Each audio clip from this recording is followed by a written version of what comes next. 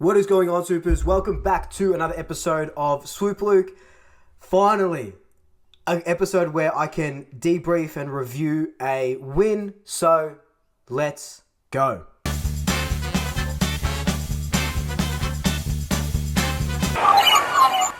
Before we do jump straight into it, be sure to follow me on all my social media accounts, Instagram, TikTok, and Twitter. Always posting on Twitter, always posting on Instagram. You know the deal. I actually just posted a new TikTok that I really hate, but I'm going to leave it up there anyway because that's just what we do. If you are a new Swooper, welcome. Thank you so much for joining us. Be sure to hit that subscribe button, hit that notification bell. We're about 120 subs away from giving away a Nike Collingwood home jersey. So be sure to tell your family and friends to sign up if they're Collingwood supporters or if you want a better chance of winning a jersey.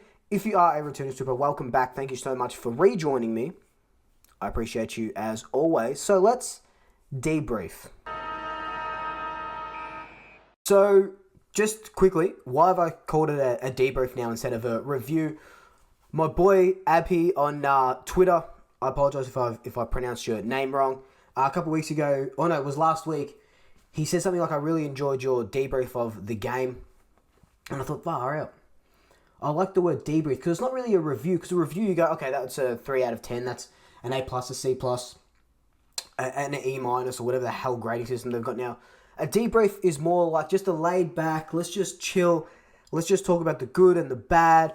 We're not going to have any more segments. It's going to be a real chat, a real debrief chat. So, Abhi, thank you so much. These are now called debriefs. So anyway, now we can finally get into it. So our boys finally get a win. And it felt like a pressure valve was just, released. It was a build-up these last, when was the last game we won? It was the Kangaroos game. And I think that might have been about 4 weeks ago, if memory serves me correctly. We go over to Adelaide with Dirty Pies 2.0. And, with all this quarantining, fly in, fly out, another backs against the wall performance. Adelaide were favourites going into this game on their home deck and everything that we had to go through. And we come out and perform like we did. God, I miss this winning feeling. And going off social media and Twitter and Instagram like that, so did you guys. It was, we ride the highs and we ride the lows with this team. And a win, even though it was by 5 points, even though it ultimately doesn't mean a lot in our season, but you could feel the love and the excitement coming from every single one of you. And it just filled my heart up with joy. So I can only imagine, how the players are feeling and stuff like that. And it was a good game. It was a good win. It was a good game. In parts, it wasn't, because, that's just classic Collingwood. But we'll talk about that a little bit later. But all in all, it was fantastic to see. We come out, we kick 5-0 in that first quarter. Obviously, Adelaide get that first goal. Jamie Elliott kicks 4 goals in the first quarter. And that's exactly what we've been missing. Not, so much. You can't rely on Elliott to kick 6 goals a game, but that main focal point. What that means is that Jordan De Goey starts playing out of the middle a lot more. Yes, Jamie Elliott had stints in the middle, but kicking 6 goals, 4 in that first quarter, he's been missing since round 2. So for 11 rounds, we haven't had him. And our forward line is pretty much, when he's on and in the team, it's based around him because he can be that high, tall marking forward, even though he's not tall, but he can be that crummer. He can be our go-to man. He was our go-to man so many times yesterday. And it was just good to see him back, the way he was talking after the game. And you just feel for him in the way that, at one stage he missed nearly 2 full seasons because of injuries. And that leg break, it just, unfortunate. It was unfortunate. There's not really much the Collingwood medical staff can do with that. It was just an awkward land, and that was it. But he's back now. We can finally have that goal output. It was just great to see. Let's, for a second, talk about our kids. Trent Bianco, Caleb Poulter, coming of age. Polt's on the wing. He's played 6 games. Incredible. This was his best game of the 6. 20 or so disposals. He kicked a goal. Bunch of tackles. It's just man, he is going to be a gem. I remember talking to my boy Pommy in Oz. He was spewing. He loves Caleb Poulter. And he was spewing that Carlton didn't pick him up. He said he's going to be a 250 gamer. He's going to be a gem. And that's exactly what we're seeing from him. I will do a every Poulter touch video coming out later. But I just love what I'm seeing from the kid. And we found a wingman, which is, amazing. Trent Bianco. I said it on Twitter. I said it on Instagram. This kid looks like he's played 200 games. It's insane to think he's only played 2 games.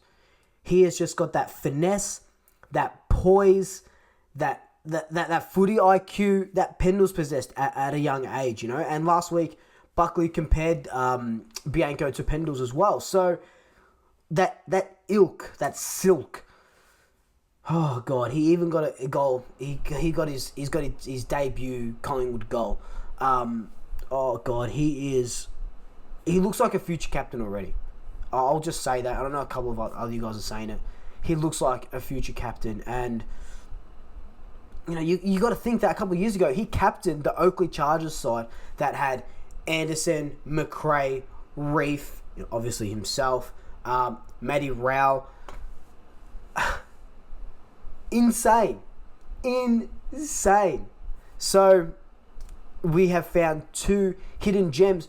We got Pulse around the pick 30-ish, I think, around that. But we got Bianco at pick 45 or 42 or something ridiculous. Just slipped to us, and amazing. It's just amazing. You look at the kids, and I know what we've been through in these last few weeks, but you're starting to see the kids come through, and that's why we've been saying play the kids, because they're going to be good, and we're going to be okay. And I've said this every single video when we lose. We're going to be okay. Yeah, the loss sucks. We're going to be okay. And you can start to see that we actually are going to be okay. If you follow me on Twitter at Swoop Luke, you'll notice that for the last two or 3 weeks, I've been begging for them to put Pendles off the halfback flank. He's been in the forward line, albeit without Jamie Elliott, but he's been in the forward line.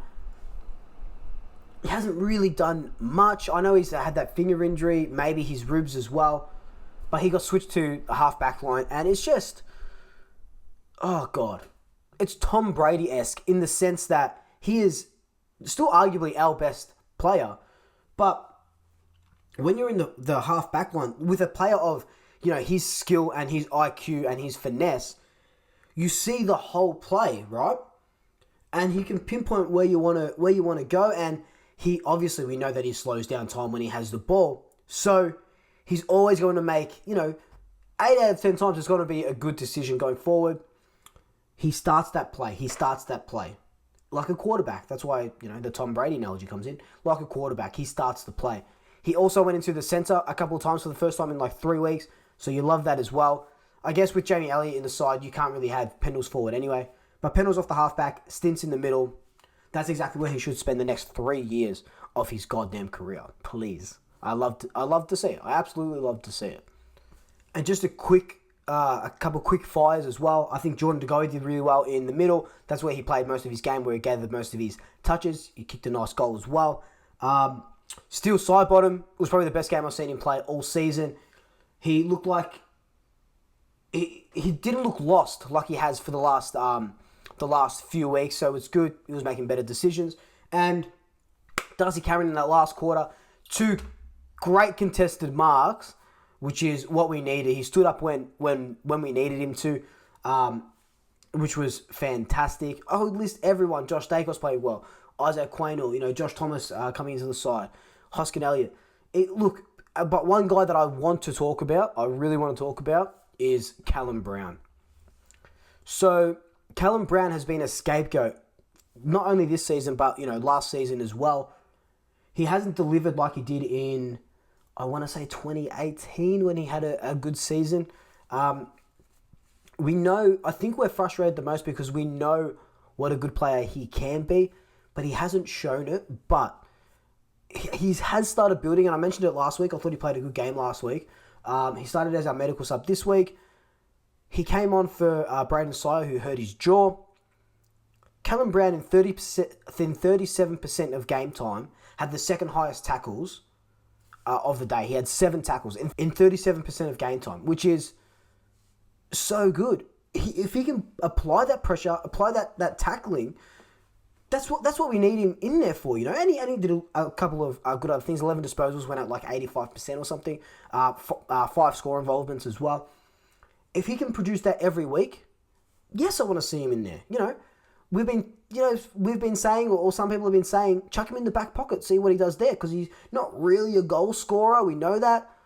Experiment with him in the back pocket. What's going to happen? He could become that little aggressive, annoying bastard in the back pocket, just tackling bastards. You know what I mean? Maybe that's what we need to see from Callum Brown. And you know, I'll put my hand up and say that I thought he just wasn't going to have a good season. And I was one of those guys that were on the Brown out bandwagon. But these last couple of weeks, he's starting to prove me wrong, and I love that for him. I absolutely love that for him. It wouldn't be a Swoop Luke video without me talking about some negatives, because no game can be full of positives. We did a classic Collingwood thing, smashed it in the first quarter, and then went quiet. There are times when Adelaide looked like they were coming back. In that, quickly talk about that third quarter, they were 10 points up. It took 2 goals from Caleb Bolter and Trent Bianco to kind of pick us back. So 2 of the young kids standing up, which was nice. They nearly get it back in that last quarter as well. But what I want to talk mainly about is 5 goals up in the first quarter, attacking, beautiful football. We put on the park the bus mentality.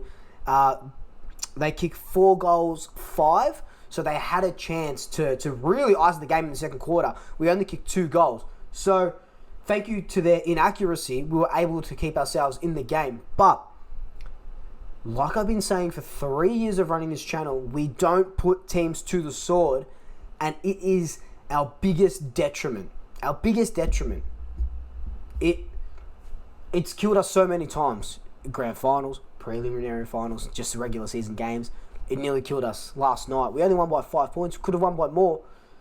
We just don't put teams to the sword, and it does get frustrating. Yes, we won. Amazing. But remember what I said last week. This is still a Band-Aid over an earthquake.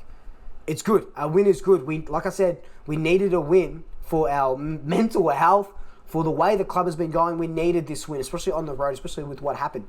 But there's still a lot of things to work on. This being one of them, our game plan being one of them as well. Look what happens when you play attacking direct football. Yes, we messed stuff up going up the corridor and stuff. That's always going to happen. But we played attacking, we played direct, we kicked 12 goals, over 70 points.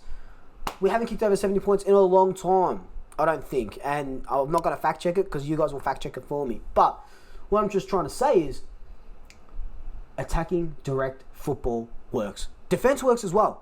Obviously, you need a good defense, and the offense will come. But you can have a good balance as well, and that's what we saw. The guys were attacking the ball. When they were grabbing the ball, they were looking straight. You know, they weren't waiting for that handball behind or going laterally to the side.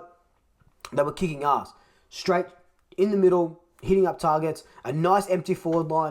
That's all you can really ask for, and they started to deliver yesterday. If we look at the stats quickly. Efficiency inside 50, we were 45%, so 20 shots from 44 inside 50s. Hit outs and clearances we were low on because of no Grundy. Max Lynch in his second game had to go against Riley O'Brien and Tex Walker. But for the most part, he did okay. What I love to see is this stat right here, tackles. Adelaide 52, us 76. That's plus 24. Are you kidding me? That is insane. And last week, I think we barely scraped over 50 tackles. On the flip side, tackles in our forward 50, we only had 8. Now, imagine this. Close your eyes. Close your eyes for a second. Imagine Jamie Elliott in the same forward line as Bo McCreary, right? Bo is tackling. He's getting that pressure up. He's creating those turnovers, you know. And Jamie Elliott just picks off that ball that Bo's tackled out of some dude's hand, snaps a goal. Bo's kicking freaking 2 a game. Elliott's on 3 or 4 a game. All because we have that forward tackling pressure. I'll say it now. If Bo comes into the side next week against Melbourne, our tackles in our forward 50 will go from 8 I think we'll sit around 15 or 15 to 17 next week, because that's exactly what we bring Bo in the team for. That tackling inside forward 50, that pressure, and we'll probably win. You're hearing it here first. We'll probably win next week. Anyway, guys, this has been my debrief. Just a quick one. Just wanted to give you all my thoughts, as always, because that's what I do within these videos. But I've been replying to comments now, so I would love for you guys to leave me some comments down below. Give me your quick debrief, your summary of the game. I'd love to know your positives and your negatives. Let the juices flow from the brain. But until then, like, comment, subscribe. Tell your family, tell your friends, tell your pets. And until next time, double shackers. I'll swoop you later. Ooh la la.